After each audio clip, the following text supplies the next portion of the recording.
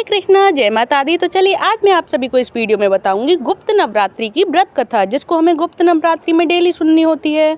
और इस बार चल रहे हैं अब गुप्त नवरात्रि, तो कब से कब तक चल रहे हैं ये भी मैं आप सभी को सारी जानकारी बताऊंगी कि गुप्त नवरात्रि का महत्व क्या होता है हमारे जीवन में। तो 2025 में जो उदया तिथि के अनुसार जो चल रहे हैं इस बार, वो चल रहे हैं 30 जनवरी 2025 को माघ गुप्त नवरात्रि की शुरुआत हो चुकी है और 7 फरवरी 2025 तक गुप्त नवरात्रि का समापन होगा।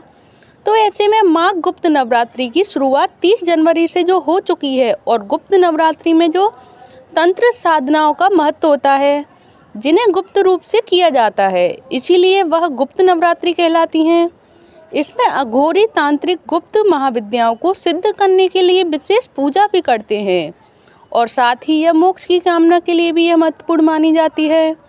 और इसी दौरान गुप्त नवरात्रि कथा का पाठ भी किया जाता है। जो कौन सी कथा है जो मैं आप सभी के लिए शेयर कर रही हूँ, आप एक दूसरे के साथ शेयर करके पुण्य के भागी बन सकते हैं, क्योंकि बहुत कम लोगों को आती है ये गुप्त नवरात्रि में हमें कौन सी कथा सुननी चाहिए। तो चलिए अब मैं आप सभी को सुनाती हूँ गुप्त नवरात्रि की व्रत कथा, जिसके सुनने मात्र से ही माता रानी प्रसन्न हो जाती हैं और हमारी हर इच्छा पूरी करती हैं। तो वो कौन सी है गुप्त नवरात्रि व्रत कथा, चलिए जान लेते हैं।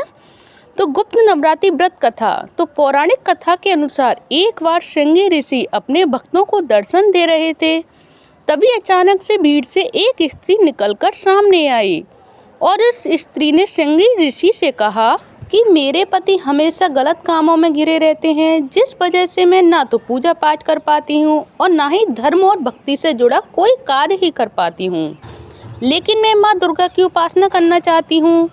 तब श्रृंगी ऋषि ने उनको देखकर समझा उनकी बातों को और बोले, और उन्होंने उस श्रृंगी ऋषि ने महिला से कहा कि चैत्र और शारदीय नवरात्रि को तो सभी लोग जानते हैं, लेकिन इसके अतिरिक्त 2 अन्य नवरात्रि भी होते हैं जिन्हें गुप्त नवरात्रि के नाम से जाना जाता है। और तब ऋषि ने स्त्री को बताया, जहाँ प्रकट नवरात्रियों में 9 देवियों की उपासना की जाती है, तो वहीं गुप्त नवरात्रि में 10 महाविद्याओं की साधना के लिए ये दिन जाने जाते हैं। और धार्मिक मान्यता यह है कि इस गुप्त नवरात्रि में जो भी भक्त माता दुर्गा की विधि विधान से पूजा करता है, उसके जीवन में सुख समृद्धि हमेशा बनी रहती है।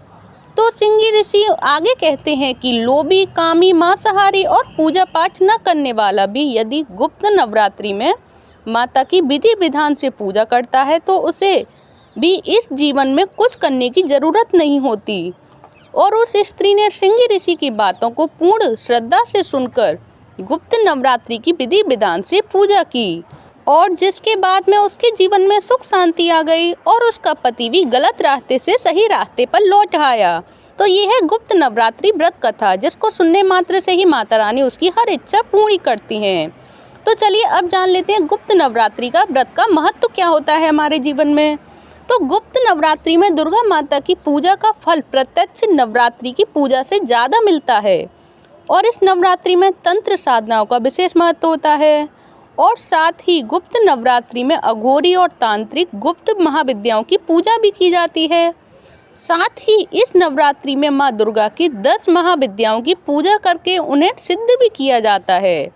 तो हमें कौन सी ऐसी पूजा है गुप्त नवरात्रि में जो कि गुप्त तरीके से करनी है, चुपचाप करनी है, तो वो भी जान लीजिए कि इस नवरात्रि में माता रानी की पूजा करने वाला इसे ना तो किसी को बताता है और ना ही इसमें कोई किसी की सहायता ली जाती है।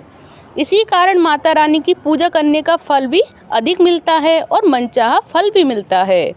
तो खास बात यह है कि प्रत्येक महाविद्या अपने स्वरूप के अनुसार भक्तों को फल प्रदान करती है, क्योंकि माता रानी की जिस मन से कामना की जाती है उसी मन की कामना को माता रानी पूर्ण भी करती हैं। और मैं आप सभी से यही कहूँगी कि जो मैंने आप सभी को ये पूरी जानकारी दी है, आप एक दूसरे के साथ शेयर करके गुप्त नवरात्रि से जुड़ी हुई सारी कथा और ये मैंने कथा सुनाई है आप सभी को, और ये जो जानकारी दी है आपको गुप्त नवरात्रि से जुड़ी हुई, वो प्लीज़ आप एक दूसरे के साथ शेयर करके पुण्य के भागी बन सकते हैं। और अगर आप सभी को ये कथा अच्छी लगी हो, माता रानी की जो मैंने गुप्त नवरात्रि व्रत कथा आप सभी को सुनाई है, आप सभी को अच्छी लगी हो तो प्लीज़ कमेंट बॉक्स में जय माता दी अवश्य लगें। वीडियो अच्छी लगी हो तो प्लीज़ वीडियो को लाइक कर दें, चैनल को सब्सक्राइब करें। धन्यवाद। हरे कृष्णा, हरि बोल, जय माता दी।